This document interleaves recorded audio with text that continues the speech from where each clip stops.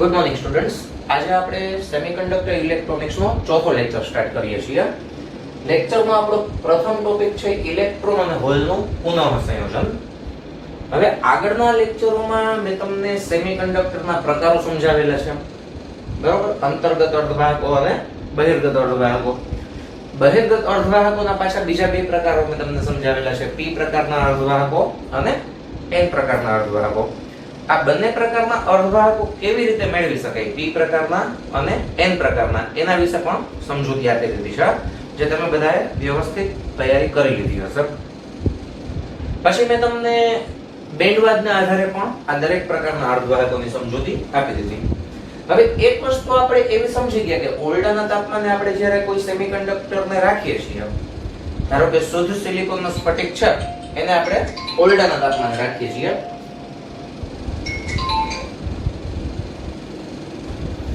તો ઓરડાના તાપમાને કેટલાક સહસંયોજક બંધ તૂટે છે અને ઇલેક્ટ્રોન સહસંયોજક બંધમાંથી મુક્ત થઈ જાય છે, બરોબર? તો આ જે ઘટના થઈ સહસંયોજક બંધ તૂટવાની પ્રક્રિયા, એને આપણે નામ આપશું ઇલેક્ટ્રોન અને હોલના નિર્માણની પ્રક્રિયા. શું કામ એવું નામ આપશું? કારણ કે સહસંયોજક બંધ તૂટે છે એટલે સહસંયોજક બંધમાંથી ઇલેક્ટ્રોન મુક્ત થાય છે, અને જે સહસંયોજક બંધમાંથી ઇલેક્ટ્રોન મુક્ત થાય છે ત્યાં હોલ રચાય છે. એટલે એક મુક્ત ઇલેક્ટ્રોન મળ્યો અને એક હોલ મળ્યો, તો એને શું કહેશું આપણે? ઇલેક્ટ્રોન હોલનો ઉદ્ભવ અથવા ઇલેક્ટ્રોન હોલનું નિર્માણ. તો જે રીતે ઇલેક્ટ્રોન અને હોલનું નિર્માણ થતું હોય છે ને, એવી રીતે ઇલેક્ટ્રોન અને હોલનું પુનઃસંયોજન પણ થતું હોય છે. પુનઃસંયોજન એટલે શું થશે? ફરીથી જોડાણ.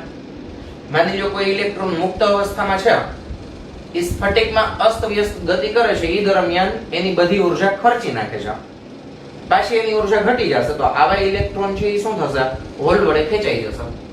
અને ઇલેક્ટ્રોન જો હોલ વડે ખેંચાઈ જશે તો આ ઇલેક્ટ્રોન હોલ સાથે સંયોજન પામશે, બરોબર? એટલે સહસંયોજક બંધમાં પાછો ઇલેક્ટ્રોન આવી ગયો, એટલે એને શું કહેવાશે? ઇલેક્ટ્રોન અને હોલનું પુનઃસંયોજન. ખ્યાલ આવી ગયો બધાને?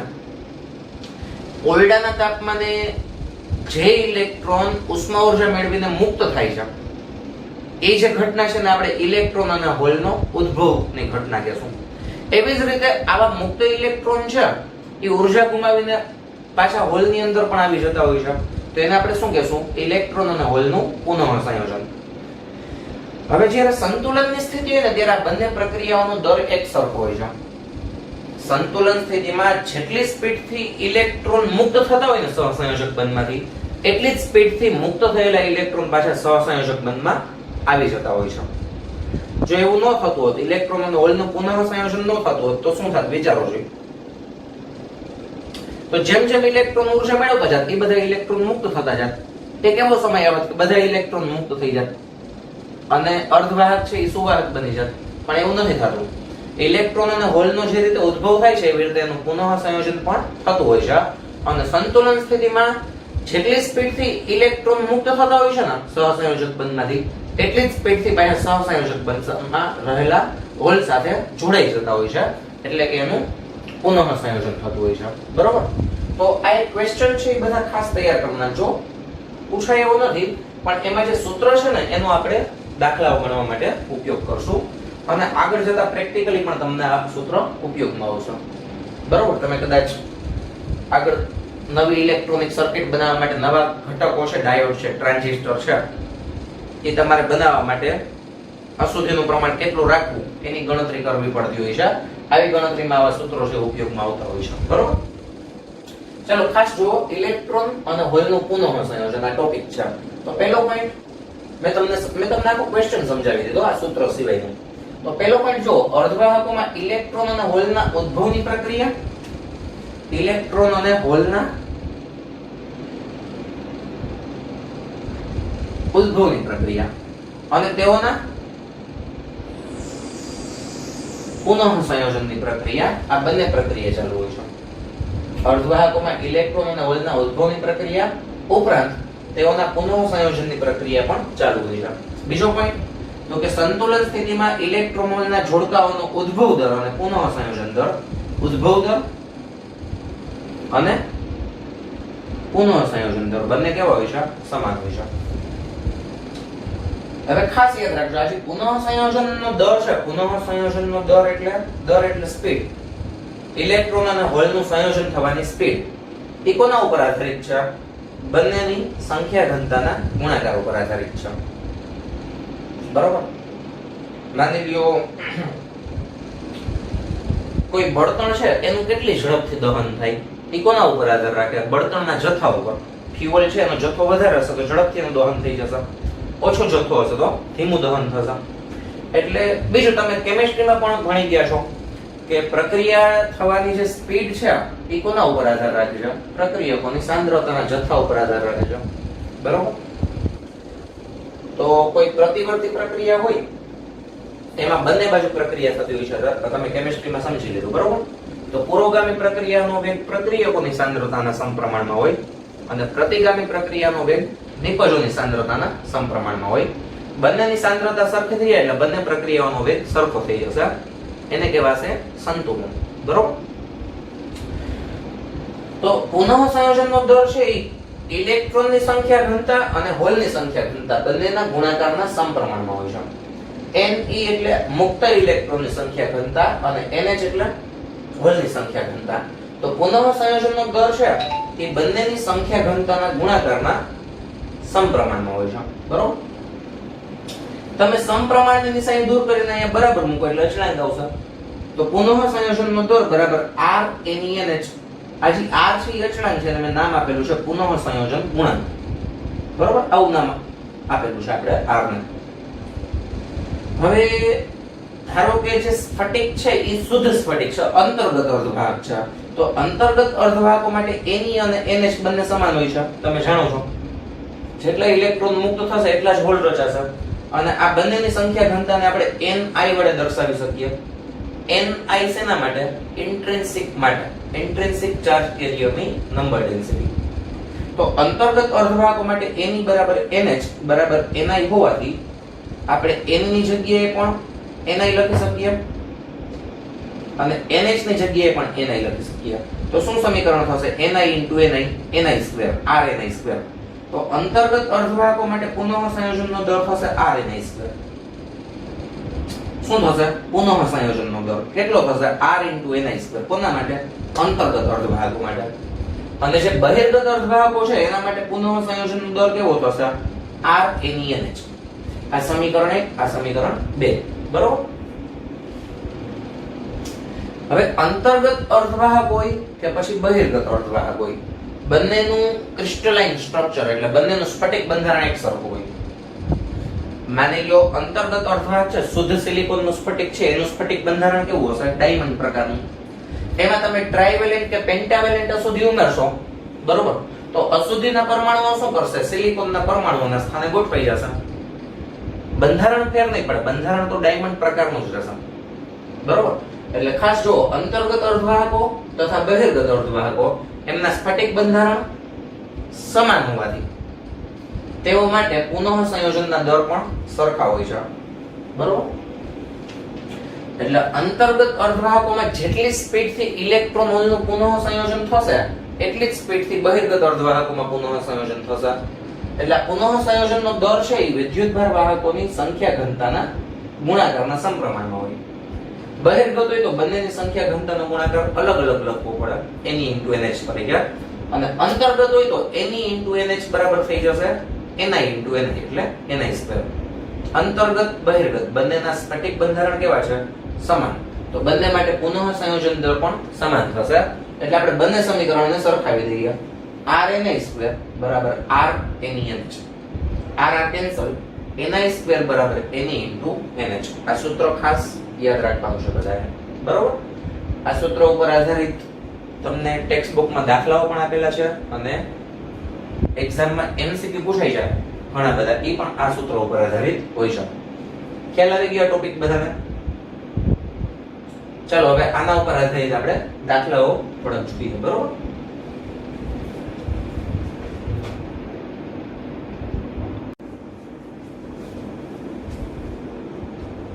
જો તમારી જે ટેક્સ્ટ બુક છે ને એમાં ઉદાહરણ નંબર 14.2 આપેલું છે, એની રકમ બધા ધ્યાનથી જુઓ.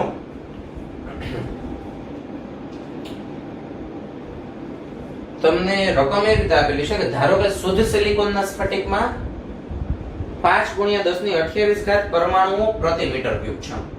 શુદ્ધ સિલિકોનનો સ્ફટિક આપેલો છે, પહેલા કોઈ એમાં ડોપિંગ કરેલું નથી, અને એમાં તમને છે ને સિલિકોનના સ્ફટિકમાં પરમાણુની સંખ્યા ઘનતા આપેલી છે. એટલે અહીંયા મેં લખેલું છે પરમાણુઓની સંખ્યા ઘનતા કેટલી આપેલી છે 5 × 10⁻28 પ્રતિ મીટર ક્યુબ. એટલે આ તમને છે ને એકમ કદ દીઠ સિલિકોનના પરમાણુઓની સંખ્યા આપેલી છે. પછી આગળ જો તેને 1 ppm ઘનતા સાથે આર્સેનિક વડે ડોપ કરવામાં આવે છે. હવે આર્સેનિક કેવી અશુદ્ધિ છે વિચારો જો, ટ્રાઇવેલેન્ટ છે કે પેન્ટાવેલેન્ટ? ફોસ્ફરસ, આર્સેનિક અને એન્ટીમની આ પેન્ટાવેલેન્ટ અશુદ્ધિના એક્ઝામ્પલ છે, બરોબર? હવે આપણે શું કરવાનું છે 1 ppm જેટલું પ્રમાણ રાખીને આર્સેનિક વડે ડોપિંગ કરવાનું છે, એટલે પેન્ટાવેલેન્ટ અશુદ્ધિ ઉમેરવાની છે, બરોબર? એટલે કયો સેમિકન્ડક્ટર બનશે, n પ્રકારનો કે p પ્રકારનો? પેન્ટાવેલેન્ટ અશુદ્ધિ ઉમેરવાથી બરોબર n પ્રકારનો અર્ધવાહક મળશે, બરોબર? તો 1 ppm સાથે આર્સેનિક વડે ડોપ કરવામાં આવે છે તો ઇલેક્ટ્રોન અને હોલની સંખ્યા ઘનતા ગણો. ઇલેક્ટ્રોન અને હોલની સંખ્યા ઘનતા આપણે ગણવાની છે, બરોબર? ઇલેક્ટ્રોન અને હોલની સંખ્યા ઘનતા એટલે Ne અને NH ગણવાનું છે ડોપિંગ કર્યા પછી.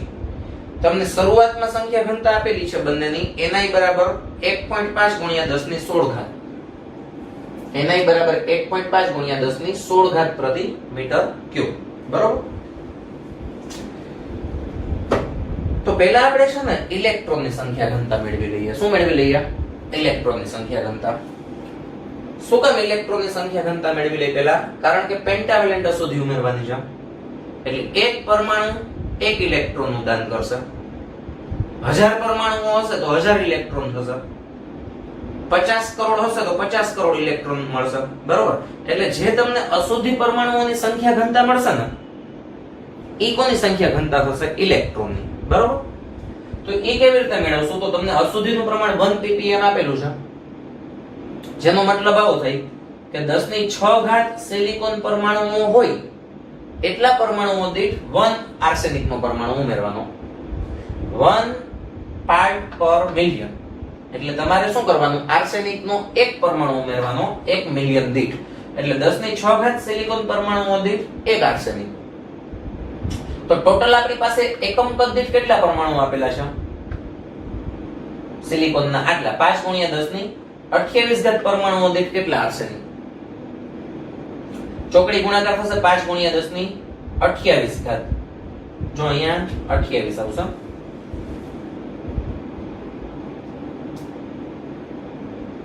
યસ 5 × 10⁻28 એને ગુણ્યા 1 ડિવાઈડ બાય 10⁶, બરોબર? 6 ઘાત ઉડી જશે, 28 માંથી 6 જાય તો 22. અહીંયા પાછું બરોબર હતું, હા 5 × 10⁻22 પ્રતિ મીટર ક્યુબ, બરોબર?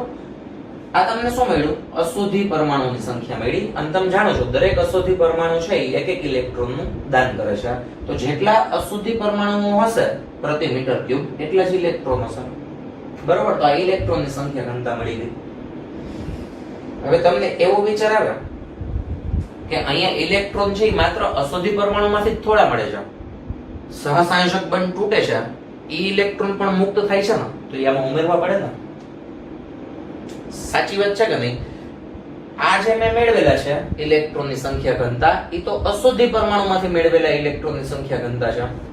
ઉષ્મીય રીતે જે ઇલેક્ટ્રોન છૂટા પડે છે, સહસંયોજક બંધમાંથી મુક્ત થાય છે, એની સંખ્યામાં ઉમેરવી પડે ને. પણ તમે જે સોલ્યુશન આપેલું છે ને 14.2 નું, એનું પહેલું જ વાક્ય વાંચો તો એવું આપેલું છે કે ઉષ્મીય રીતે મળતા ઇલેક્ટ્રોનની સંખ્યા ઘનતા આની સરખામણીમાં નહિવત હોય છે. સમજાણું? ઉષ્મીય રીતે જે સહસંયોજક બંધ તૂટે છે એની જે સંખ્યા હશે એ આના પ્રમાણમાં કેવી હશે? નહિવત હશે. એટલા માટે આપણે ઈ સંખ્યા અવગણી શકીએ, બરોબર? હવે તમને Ne મળી ગયું, Ni આપેલું છે તો તમે Ni² બરાબર Ne * NH આ સૂત્રનો ઉપયોગ કરીને NH મેળવી શકો. આપણે શું શું મેળવવાનું છે? ઇલેક્ટ્રોનની અને હોલની સંખ્યા મેળવવાની છે. સંખ્યા ન મળે, સંખ્યા ઘનતા મળે, કારણ કે તમને રકમમાં જે આપેલી છે ને પરમાણુની સંખ્યા ઘનતા આપેલી છે, બરોબર? તો ni² બરાબર ne into nh. તો nh ને કરતા બનાવો તો ni² n ni એની વેલ્યુ છે 1.5 ગુણ્યા 10 ની 16 ઘાત એનો સ્ક્વેર છેદમાં ne જે નીચે મળેલું છે 5 ગુણ્યા 10 ની 22 ઘાત. બરોબર 1.5 નો વર્ગ કરો 2.25 થશે. 15 નો વર્ગ 225 થાય ને તો 1.5 નો વર્ગ થાય 2.25 છેદમાં 5.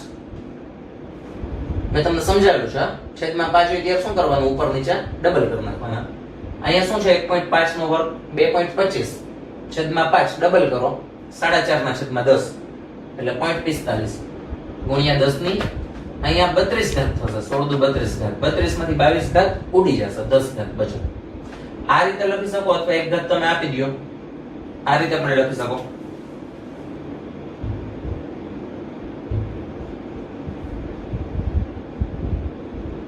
.5 ગુણ્યા 10 ની 9 ઘાત પ્રતિ મીટર ક્યુબ.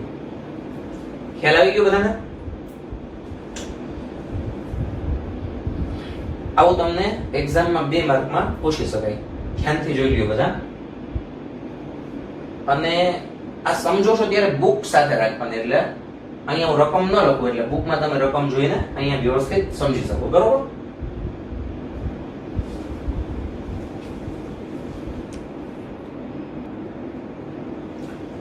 ચલો પછી બધા છે ને એક સ્વાધ્યાયનો દાખલો જુઓ 14.8 નંબરનો. ક્વેશ્ચન એ રીતે આપેલો છે કે 1 મીટર ક્યુબ દીઠ સિલિકોનના પરમાણુઓની સંખ્યા આપેલી છે 5 ગુણ્યા 10 ની 28 ઘાત પ્રતિ મીટર ક્યુબ. અહીંયા મેં લખેલું છે 1 મીટર ક્યુબ દીઠ સિલિકોનના પરમાણુઓની સંખ્યા કેટલી આપેલી છે 5 ગુણ્યા 10 ની 28 ઘાત પ્રતિ મીટર ક્યુબ. એને એક જ સમયે એક સાથે આર્સેનિક અને ઇન્ડિયમ આ બંનેના પરમાણુઓ વડે ડોપિંગ કરવામાં આવે છે. બરોબર? આર્સેનિક પેન્ટાવેલેન્ટ અશુદ્ધિ છે, આ ટ્રાઇવેલેન્ટ અશુદ્ધિ છે. એક સાથે બંને પ્રકારની અશુદ્ધિ એમાં ઉમેરવામાં આવે છે.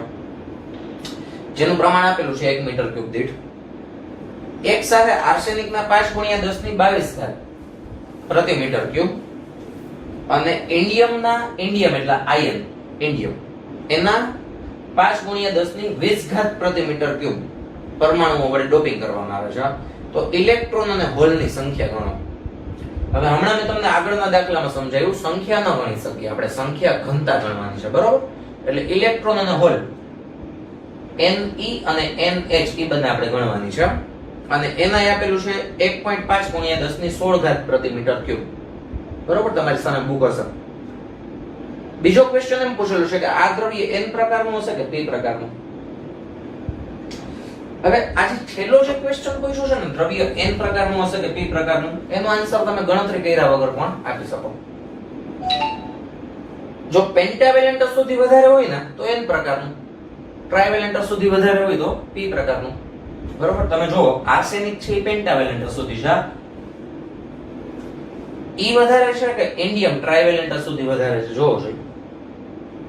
ગુણાંક સરખો છે 5 ઘાત જોવો અહીંયા 22 ઘાત છે અહીંયા 20 ઘાત છે એટલે આનું પ્રમાણ વધારે છે. કેટલું વધારે છે 10 ની 2 ઘાત એટલે 100 ગણું વધારે છે. કોનું પ્રમાણ વધારે છે? આર્સેનિકનું, પેન્ટાવેલેન્ટ અશુદ્ધિનું. અને પેન્ટાવેલેન્ટ અશુદ્ધિનું પ્રમાણ વધારે છે એટલે સ્ફટિક N પ્રકારનું હશે. બરોબર? એટલે N પ્રકારનું હશે. પણ આપણે N પ્રકારનું છે કેવી રીતે નક્કી કરશું? આપણે બંનેની સંખ્યા ઘનતા મેળવશું, ઇલેક્ટ્રોનની અને હોલની. જો ઇલેક્ટ્રોનની સંખ્યા ઘનતા વધારે મળે તો N પ્રકારનું, હોલની સંખ્યા ઘનતા વધારે મળે તો P પ્રકારનું. તો તમને ખ્યાલ આવી ગયો ઇલેક્ટ્રોનની સંખ્યા ઘનતા વધારે મળશે કારણ કે N પ્રકારનું સ્ફટિક છે. શું કામ? કારણ કે પેન્ટાવેલેન્ટ અશુદ્ધિ પરમાણુઓનું પ્રમાણ વધારે છે. બરોબર? હવે આટલા પરમાણુ આપણે દાખલ કરશું એટલે દરેક એક એક ઇલેક્ટ્રોનનું દાન કરશે દરેક પરમાણુ, એટલે આટલા મુક્ત ઇલેક્ટ્રોન હશે સ્ફટિકમાં એકમ કદ દીઠ. બરોબર? મેં તમને કીધું હતું જે સહસંયોજક બંધમાંથી જે ઇલેક્ટ્રોન મુક્ત થાય છે એની સંખ્યા ઘણી ઓછી હોય, એ આપણે અવગણી શકીએ. અને આટલા હોલ હશે તો આટલા ઇલેક્ટ્રોન છે આટલા હોલ છે પ્રતિ મીટર ક્યુબ. તો પહેલા તો શું થશે? પુરાઈ જશે. જેટલા હોલ છે એમાં વધારાના ઇલેક્ટ્રોન પુરાઈ જશે, બાકીના હશે ઇલેક્ટ્રોનની સંખ્યા ઘનતા હશે. તો આપણે ઇલેક્ટ્રોનની સંખ્યા ઘનતા આ રીતે મેળવશું.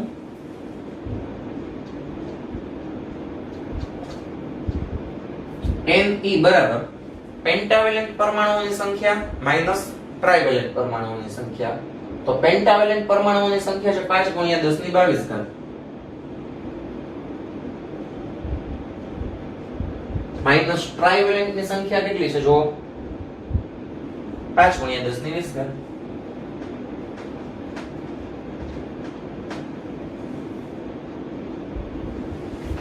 શું કોમન નીકળશે?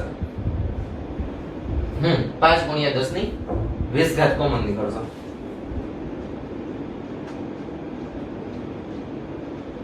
શું બચે? 1 નહીં, આમાં 10 ની 2 ઘાત એટલે 100 બચે. 5 કોમન નીકળી ગયું, 10 ની 22 ઘાત માંથી 20 ઘાત નીકળી ગઈ, 10 ની 2 ઘાત બચે ને એટલે 100. ત્યાં 1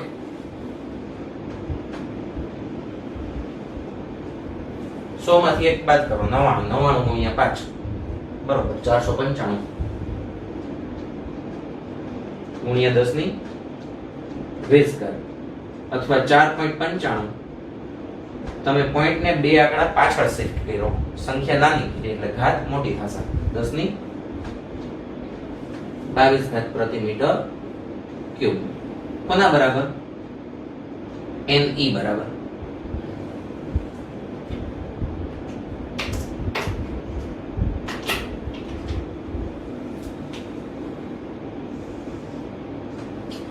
ચલો તમને Ne મળી ગયું, Ni આપેલું છે તો NH મળી શકે ને? સૂત્ર મેં તમને જે કીધેલું છે એના ઉપરથી બરોબર.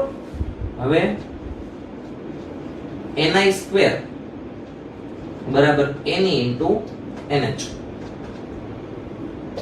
તો NH બરાબર NH ને કરતા બનાવો, Ne છેદમાં આવી જશે. Ni કેટલું આપેલું છે? આ રહ્યું 1.5 ગુણ્યા 10 ની 16 ઘાત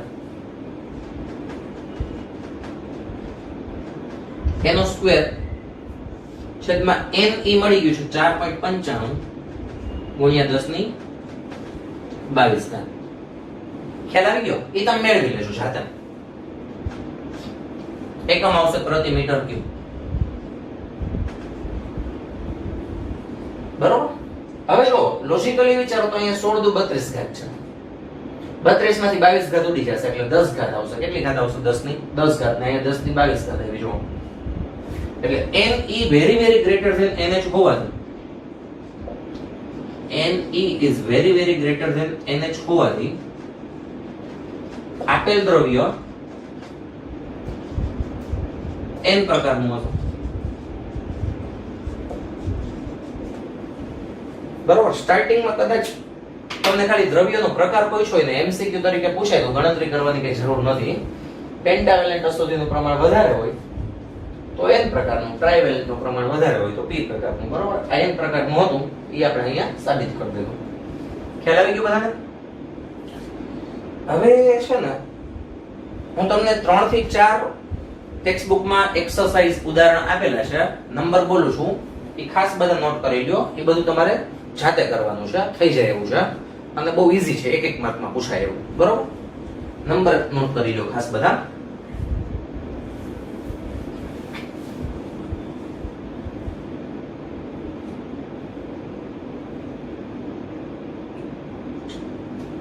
ચલો એક તો ઉદાહરણ નંબર 14.1, ઉદાહરણ 14.1 જાતે કરવાનું છે બરોબર. પછી સ્વાધ્યાય 14.1, સ્વાધ્યાય 14.2,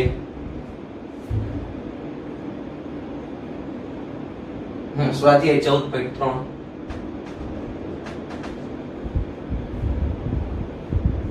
બસ આ 1 2 3 અને 4 આ 4 એક્સરસાઇઝ છે તમે બધા જાતે સોલ્વ કરજો બરોબર.